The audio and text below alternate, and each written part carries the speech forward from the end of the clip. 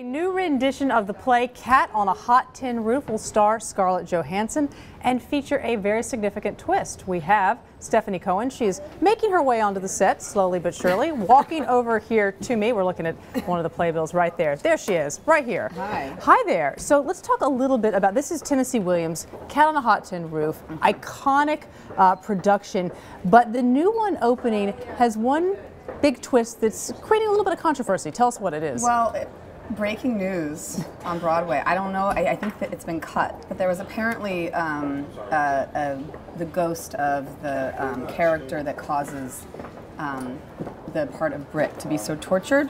He actually was cast as a live actor, as a real person. And right. Just recap for people quickly. You know, with the basic plot of the plot production. is that the Pollitt family has gathered on this huge plantation on the Mississippi Delta, and no one is telling the truth about anything.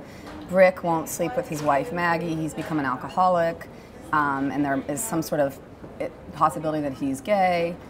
Big Daddy is dying, but no one will tell him that he's dying. Right. And then everyone's fighting over who's going to get all of his money in the plantation, and but no one's telling the truth to anyone. And Skipper was a friend of Brick's who committed suicide over his homosexuality. Now, right. The cat, in the original versions of the play, he wasn't there.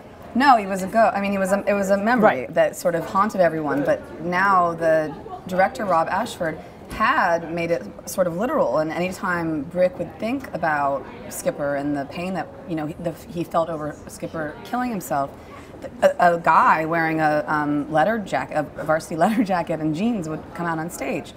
But there's been some controversy. So you're saying now that may not actually happen? That's what I just heard. But now but you know, these plays, they can change a million times right.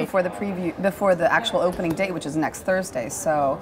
And some purists didn't like them sort of messing with the original, but the truth is the original Tennessee Williams had written, that changed a lot too. Right, and a lot of scholars that I spoke to, because I thought it would be interesting to look back at the history of the play, which it changed a lot as well. And, right. and scholars of Williams say, you know, a ghost on stage is not that out of line with what Williams maybe would have done himself. And in some of his later plays, he had ghosts on stage. And, you know, they say that it sort of fits the genre of his writing and his memory plays and sort of. What Williams didn't like though was the Hollywood adaptation. He really didn't like right. that because they basically made it almost nonsensical in some ways from right. the original. Well, because of the production code, it was one of the last movies made under it, and they couldn't really address the fact that there was this question: was Brick gay?